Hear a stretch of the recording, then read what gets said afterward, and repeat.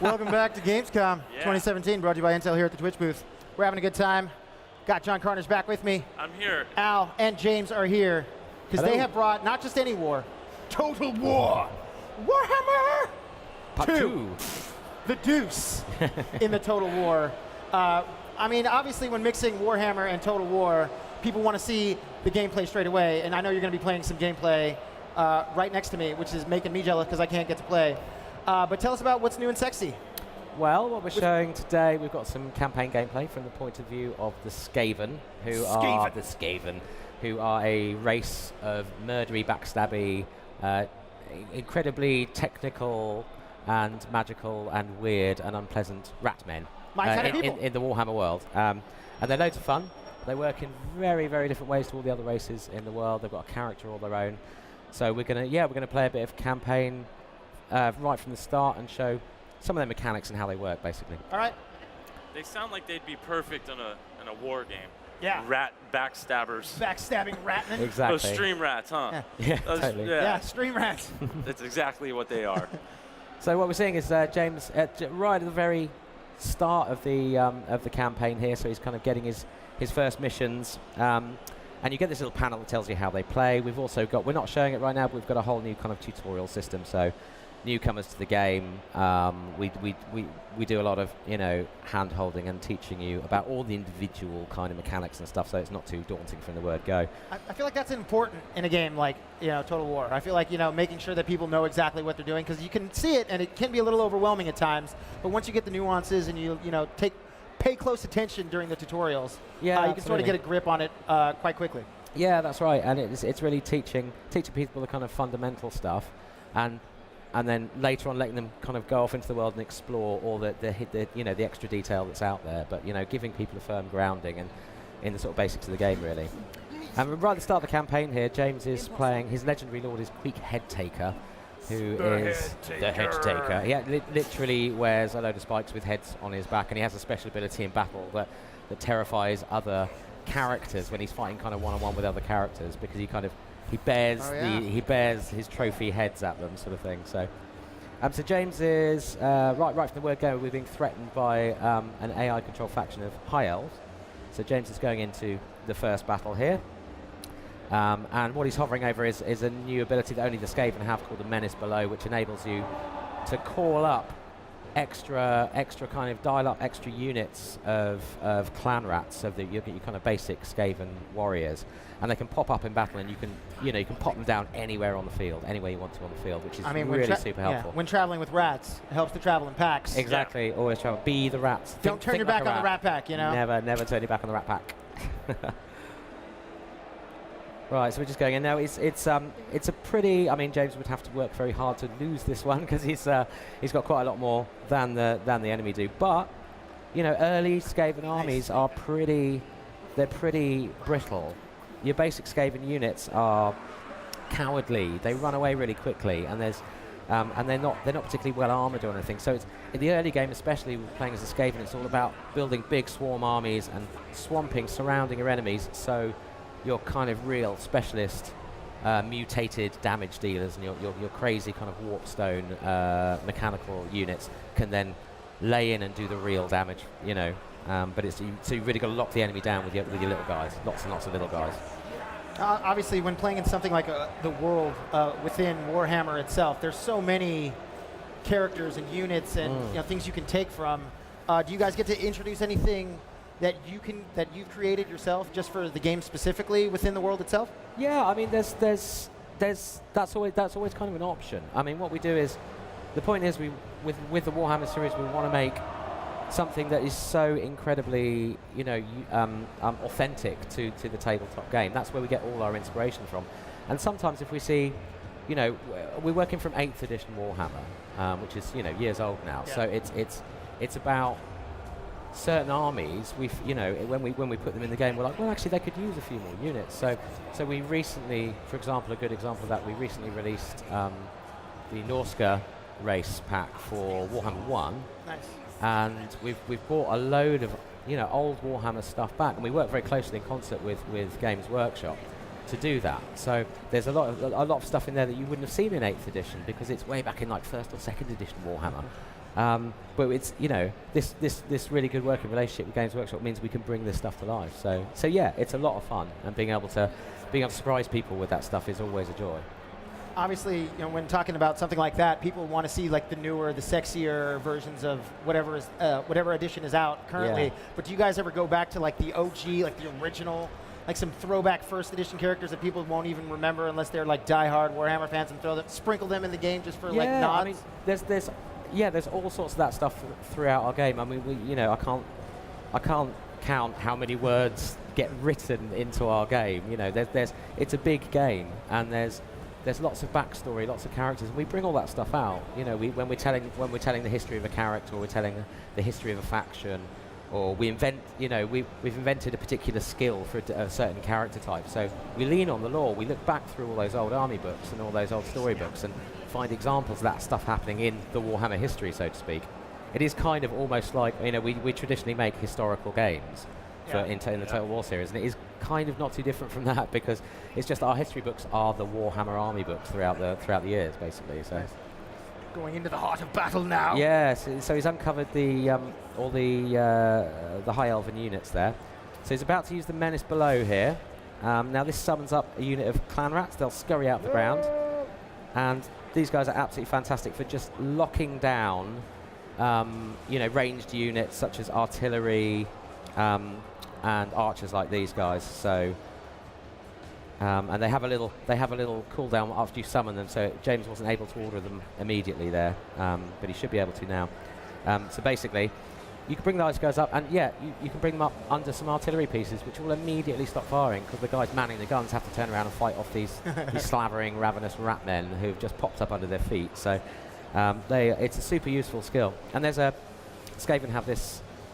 They're kind of wow. They're very high energy creatures. They're full of nervous energy. They're really twitchy and whiskery, and basically they're constantly burning energy. They need to eat constantly. So in the campaign layer of the game, food is a very crucial resource to them. So you have to constantly kind of be looking for ways to find more food to feed your faction.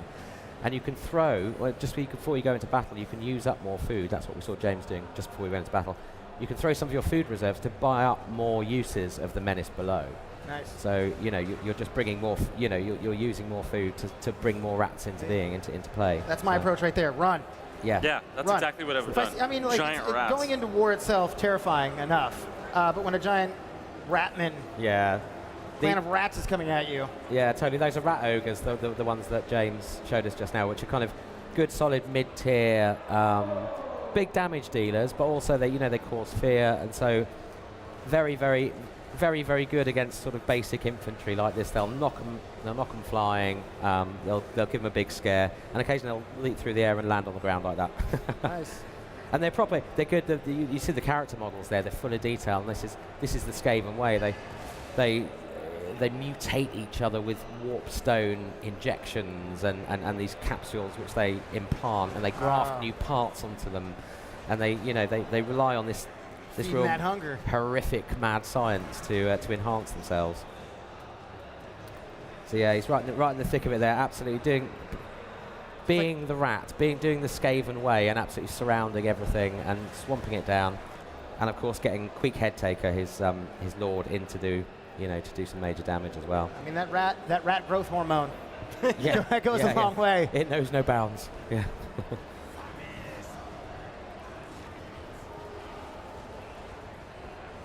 So yeah, the Storm Vermin there, they're a good kind of early to mid-tier backbone unit for your armies. I mean, at the start you'll be mostly using clan rats, and Skaven slaves, which are absolutely bog standard, really, really low. I mean, some of the worst infantry in the game, to be honest. Wow. You just wanna field them in massive numbers, because a few of them die and they go and they squeak and they run away. But the beauty of Skaven is they get a speed boost when they're routing, so they run away and they get out of range of the enemy and they get their morale back up, and then you send them back in. So you're constantly kind of wafting, your routing units back in, and it's overwhelming for an enemy to face that kind of constant attack and run, attack and run, attack. It can really disrupt their game plan. Is that based off of did anyone else do that in real life?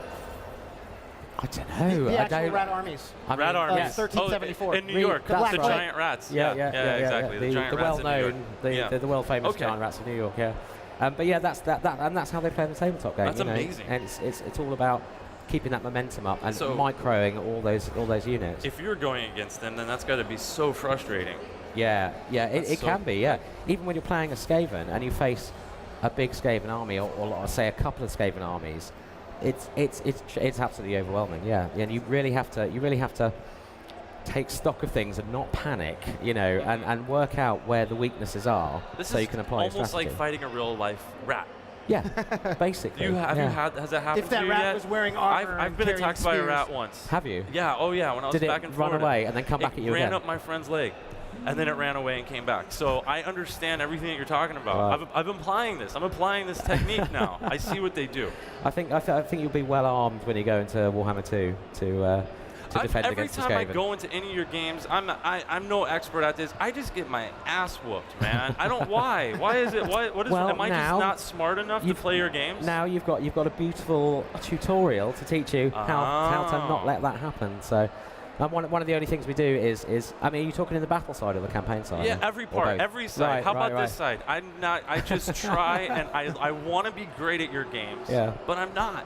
So like I said, we teach you how to do that a bit better this time around. So Great. we worked with a company based in the UK who they help businesses like ours, they help studios like ours teach players better. Okay. They're called Player Research, and we've worked very closely with them, and they do all sorts of really clever eye tracking while people are playing the game. And so we're like, oh, they're not showing the things we're highlighting them. We need to work on how to highlight things in our UI That's better. fascinating. And it's really really fascinating. it was really illuminating for us for that, and we've ploughed all that learning. So what was back some of the into stuff Warhammer like 2. myself not doing or So- not looking at when you were telling me to look?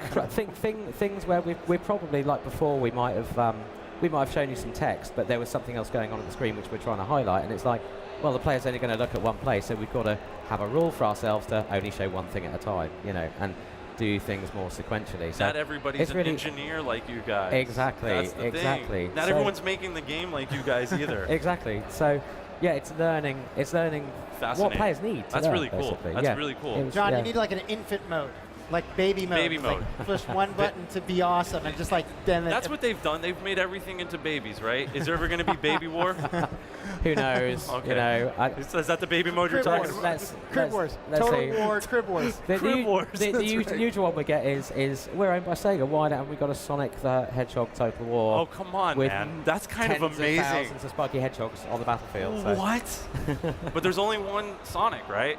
there is only one. There's Sonic, only one. yeah. There's So only you one, can't- but there's like other ones. There has to be other ones. So it'd be like 1 versus 20,000 or something. You that'd guys be are pretty masters of the lore. I mean, obviously you have a great success with this game here, which is a lot of lore with it. Sega had the Archie comics with Sonic. You can use those, right? That's true. All the inspiration we need right there. Yeah. So yeah, James is diving a bit deeper into the campaign now. He's gone and attacked his first settlement here. Okay. And when you're playing a Skaven, you've got this unique option that no other race has, where you can, again, food as a resource. You can throw food into just after you've conquered a settlement, you can throw food into it to massively expand it really quickly. So you can start every other race when they conquer a new settlement, they begin building their own settlement at level 1, right? So they've only got like a building slot or 2. Whereas the Skaven, they can throw more food at the problem and start with a level 3 settlement main chain. So they can immediately build lots more buildings, and it all plays into the whole ethos behind the Skaven, which is, building unseen. They're very stealthy on the campaign map as well. They've got all sorts of ways of hiding. So, for example, enemies, armies move close to your cities, they can't see your cities at all. All they see is ruins, right? Because everything's underground. Everything's in its own little under-empire underground. So you can, so this all plays in this massive hidden expansion, and then bursting out with loads of armies with hordes and hordes of rat men. That's so cool. It all plays into that kind of Skaven ethos of the hidden enemy that suddenly swamps you when you're least expecting it, sort of thing. Is that also something you take into strategy when battling other armies? Like if you see some place that you want to take over, can you just like throw a bunch of food in there and then let your guys go in hungry? Yeah, well, that is the trade-off, right? Because if you throw too much in, I mean, James, if you want to hover over the food panel for a second. So this is where your food lives. This is where your food meter is effectively. And if where we are now is kind of okay. If you've got loads of food, you get some nice benefits. If you've got negative food, things are going to start falling apart pretty quick. You've got to keep an eye on it. So you get some massive negatives to your public order, and to all sorts of things. You get replenishment problems. So your campaign can kind of start grinding to a halt if you don't keep an eye on that thing. So yeah, you can go in every settlement, throw loads of food in it, and build all these huge settlements. But then you can have real trouble managing them because you've got no food left. So it's all about getting food. Yeah, exactly, exactly. And there's various ways they can get food. So they can, they beat an army out in the field. They have a fat battle with an army, and if they win, they can enslave some captives and then eat them. Pop them in the larder for later, basically. Yeah. Yeah. And there's certain settlements on the map which they can capture, which will produce food as well. So it's all about the strategy. So here we are. James has now gone to a ruin on the map, and he's got the option of treasure hunting or colonizing it. What are you going to do? Treasure hunt, always. Treasure hunt, all right. So this is a new feature for Warhammer 2. When you go treasure hunting, a number of things can happen. So he's got a bit of a dilemma here. Yeah, the shaman's telling you something. Yeah, so he's got a bunch of options about what he can do. I mean, shamans are usually almost always on point, right? Yeah, I don't know. I think they're shamans for a reason. Yeah, right? but I mean, yeah. But I would ignore them too. I at least like that his body is twitching. Yeah, it's very like. I like how you guys plan that. Yeah. You can also interrogate him. You can smack him around. I don't care if you're a holy man. What's he gonna Get do, up. guys? I don't know, what would you do in this situation, John? Let's see if your knowledge is paying off. What do you want to do, John? I mean, I come from a rich history of shamans, so I say interrogate him, smack him around, telling me what to do. So you tie up the shaman, interrogate him. His babbling is incomprehensible. He does produce a magical item from the folds of his robe. Oh, so you now own. So wait, is that a good thing? Do we do the right thing? You've now I feel bad for doing that. You've got the helm of Discord. Now you can talk to other people. That's amazing. Yeah. So different than the helm of Skype. There we are. So it's got a magical effect which debuffs all enemies in range with a massive melee attack and melee defense debuff. That is a really good bit of loot. That's a really good thing. So interrogating the shaman, which is what I would never do in real life, by the way. I would not. Yeah, well, only in video games would I ever do anything like that. Well, I mean, you said you came from a great line. I do. Absolutely. Think, you didn't immediately wipe him out. Papa Shango is one of my favorite shamans. Well, there you go. You knew exactly what to do.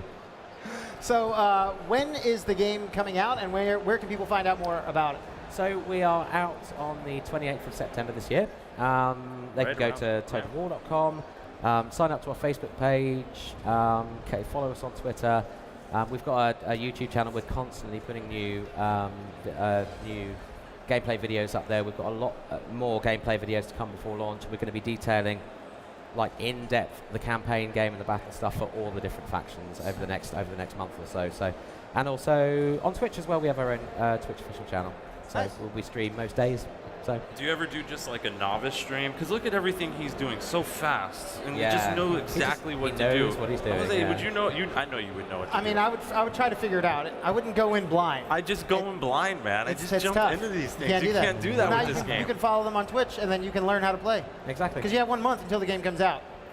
You guys, thank you so much for joining us on stage, showing us some Total War Warhammer 2 coming at you next month, and we'll be right back.